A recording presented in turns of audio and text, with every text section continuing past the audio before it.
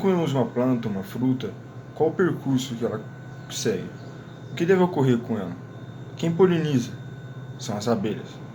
Hoje venho trazer um pouco sobre o estudo das abelhas, sendo seres muito importantes para nós, fornecendo alimentos, frutas que são muito ingeridas na América Latina, e mostrar que elas estão em risco, sendo os principais fatores a perda de habitat e os pesticidas. Trouxe um estudo de um pesticida chamado, são os tipos de pesticidas chamados neonicotinoides, que são derivados da nicotina, e vamos aprender um pouco.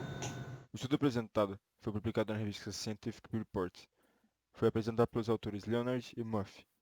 O estudo foi feito no Departamento de Biologia da Universidade de Nevada, nos Estados Unidos. O estudo apresenta os efeitos dos pesticidas nas abelhas, mais especificamente os neonicotinoides. Os neonicotinoides são pesticidas derivados da nicotina. Grande parte dos estudos indicam que atrapalha a capacidade cognitiva das abelhas, mas o estudo busca comprovar o que realmente ocorre. Em geral, sabemos que os pesticidas fazem mal para as abelhas, podendo causar mortes e até mesmo extinções de espécies. Os autores usaram um campo em que grande parte dos pesticidas foram de neonicotinoides. As abelhas principais espécies eram da espécie Apis, Bombus e Osmia. Com isso, eles buscavam os estímulos condicionais e como elas aprendiam, ou seja, quais as abelhas que iam para as flores, quanto tempo elas ficavam em cima das flores até coletarem o néctar, coisas assim. Dentro desse campo, foram estudados os comportamentos das abelhas ao buscarem por alimento. Primeiramente, eram expostas aos pesticidas, havendo dois possíveis efeitos. Não iriam buscar por alimentos, ou então iriam continuar sua busca por alimentos normalmente. O segundo passo, iriam visitar as flores, havendo possível efeito. Elas não iriam conseguir achar nenhum néctar ou pólen para conseguir coletar das flores. O terceiro comportamento era ao coletar os recursos da flor, sendo que, ao chegar nas flores, elas poderiam coletar os recursos ou não.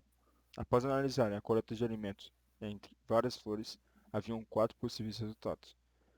Passar menos tempo coletando os recursos, elas poderiam revisitar as flores já vistas, coletar recursos de poucas flores, ou então realizar erros ao visitar as poucas flores e flores de poucas qualidades.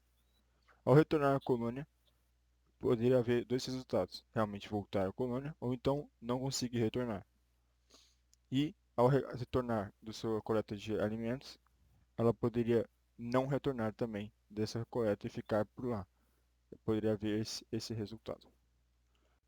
Em relação aos métodos, primeiramente foi a manutenção das colônias e a seleção das abelhas.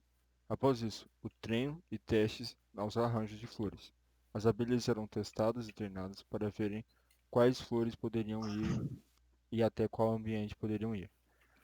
Após isso, após essa fase, foi preparada a solução dos pesticidas, dosando as abelhas. Quanto à dosagem, haviam abelhas que não eram dosadas, abelhas que eram dosadas até 0,22 nanogramas, 0,45 nanogramas e 1,12 nanogramas de nicotina. Foram feitos dois experimentos. O primeiro experimento usava água como uma solução para poder alimentar as abelhas e somente um caminho para poderem coletar as flores. Os números de abelhas e colônias e o total são apresentados nas tabelas a seguir. Enquanto a tabela número 1 apresenta o número de abelhas em cada colônia, apresentando se são controladas ou se haviam nicotina ingeridas. Já a tabela número 2 apresenta o total das abelhas, não as dividindo em colônias, apenas apresentando o total. Também é destacado o número de abelhas que não usavam nenhum tipo de nicotina ou pesticida e aquelas que usavam, e a quantidade. Já o experimento número 2 usa cloreto de sódio como solução para poder alimentar as abelhas, e haviam dois caminhos que elas poderiam percorrer, não somente um. A tabela a seguir apresenta, assim como as últimas, o número de abelhas e quanto de pesticida foi colocado em cada. A partir dessas tabelas foram criadas algumas proporções. Segue elas. Quanto à primeira tabela, foi possível analisar que as abelhas em que eram mais contaminadas e expostas aos pesticidas tinham uma proporção em que não visitavam tantas as flores, ou seja, deixavam de visitar. Já aquelas que não eram tão expostas visitavam muito mais, deixavam de visitar muito menos. Já no experimento número 2, foi possível perceber que as abelhas que eram expostas a somente 0,22 nanogramas do pesticida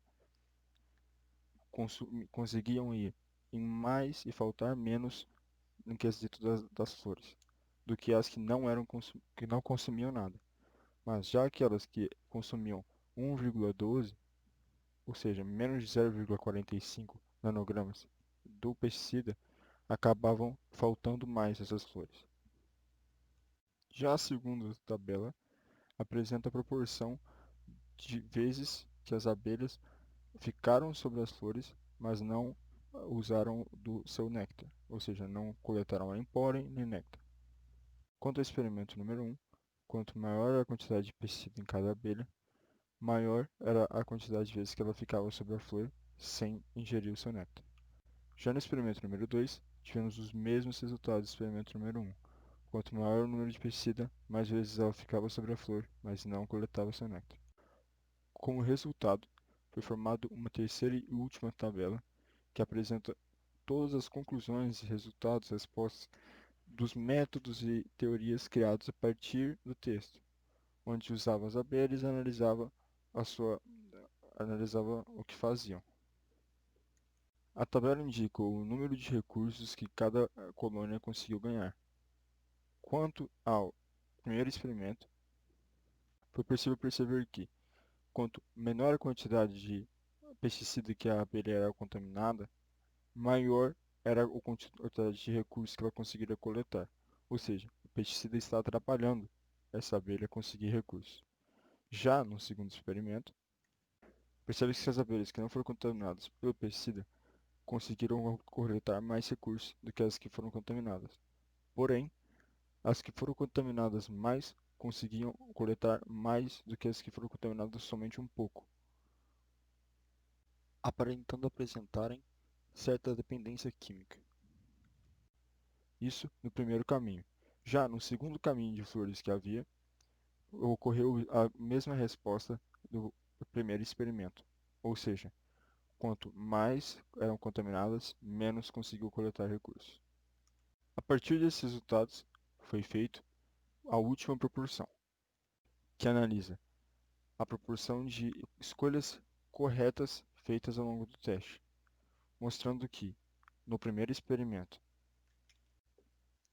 quantas abelhas que não foram contaminadas por pesticidas, 35 realizaram escolhas certas. Já as abelhas que foram contaminadas somente 0,22 nanogramas de pesticida, 20 realizaram escolhas certas. Quanto às contaminadas por 0,45, 17 realizaram escolhas certas. E as que foram contaminadas por 1,12 nanogramas, 13 realizaram as escolhas certas. Já no experimento 2, as que não foram contaminadas foram 12, as que foram contaminadas por 0,22 foram 12 também, as que foram contaminadas por 0,45 foram 12 também, e as que foram contaminadas por 1,2 nanogramas foram 12 também. Isso apresenta que os tratamentos não tiveram uma diferença significativa nesse critério. Ao fim do resumo desse estudo, podemos perceber que os neonicotinoides afetam sim as abelhas, prejudicando a quantidade de recursos que elas conseguem coletar. Para manter a vida dessas abelhas que são tão importantes para a nossa sociedade, realizando o trabalho de polinização, devemos combater esses tipos de pesticida para que consigam continuar sua vida normalmente. Não somente esses tipos de pesticida, como qualquer outro, pois como havia sido citado, esse é um dos principais fatores pela morte de inúmeras espécies de abelhas, assim como a exploração do seu ambiente. Então, busque evitar pesticidas e combatê-los.